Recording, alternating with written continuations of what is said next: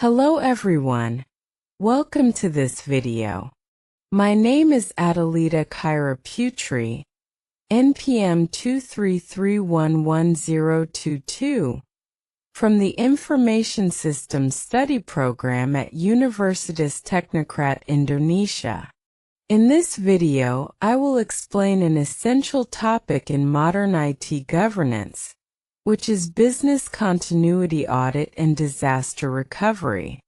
In today's digital era, organizations rely heavily on information systems for daily operations, and when disruptions occur, whether from cyber attacks, system failures, natural disasters, power outages, or human errors, the impact can be enormous, including financial losses, service interruptions, operational delays, and loss of customer trust.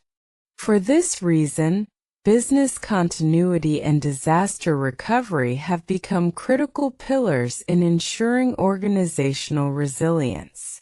A business continuity audit is a structured evaluation process used to determine whether an organization has adequate plans, procedures, and mechanisms to continue operating during emergencies or crises.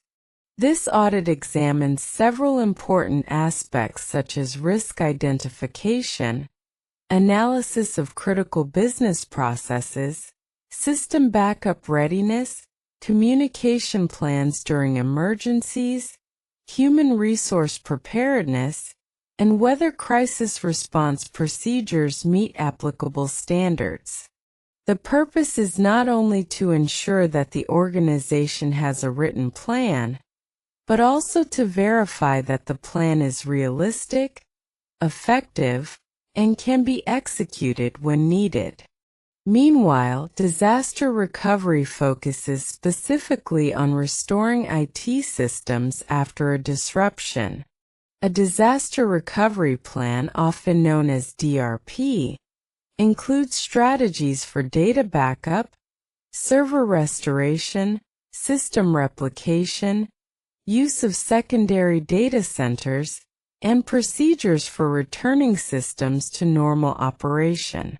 In disaster recovery, two key metrics are commonly used: RTO, or recovery time objective, which determines how long a system is allowed to be down, and RPO, or recovery point objective, which defines how much data loss is acceptable during recovery. To carry out a business continuity audit, auditors generally follow several steps.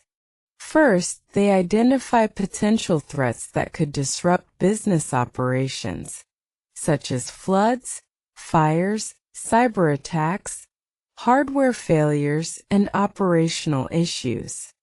Next, they review the organization's business continuity plan and disaster recovery plan to ensure they align with established standards such as ISO 22301 or frameworks like COBIT DSS 05.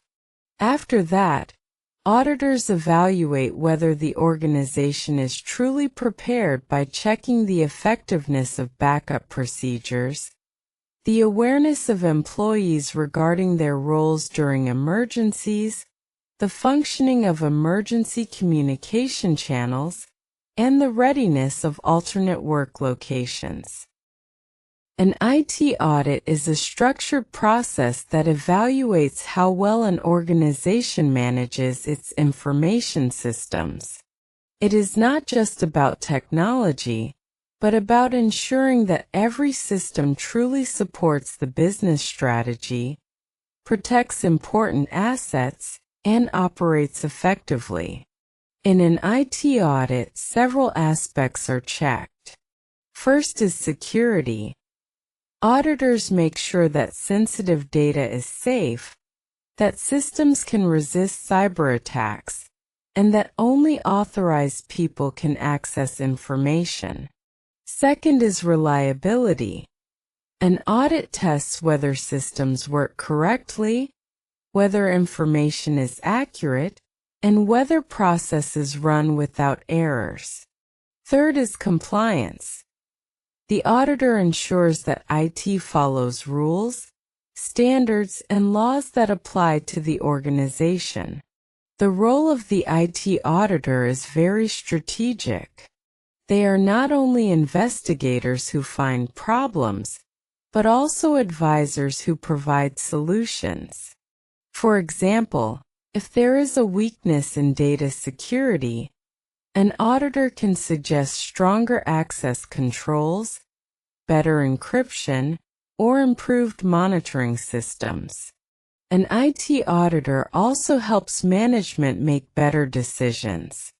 Their reports give leaders clear information about risks, system performance, and areas that need improvement.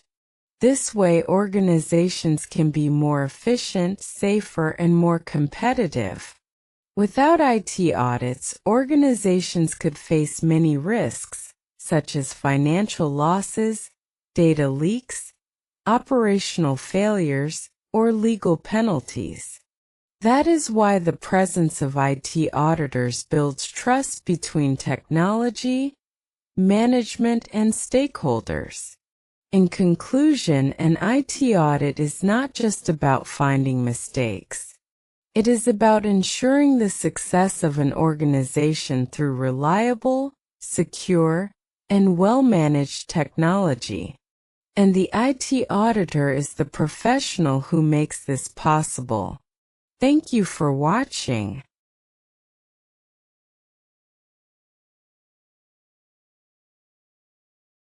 Auditors also perform various tests such as disaster simulations, backup recovery tests, and system failover tests to ensure that the recovery strategies are practical and can be executed effectively during real emergencies. After these evaluations, they provide recommendations to address weaknesses found during the audit, such as outdated procedures, untested backup mechanisms, insufficient employee training, or incomplete documentation.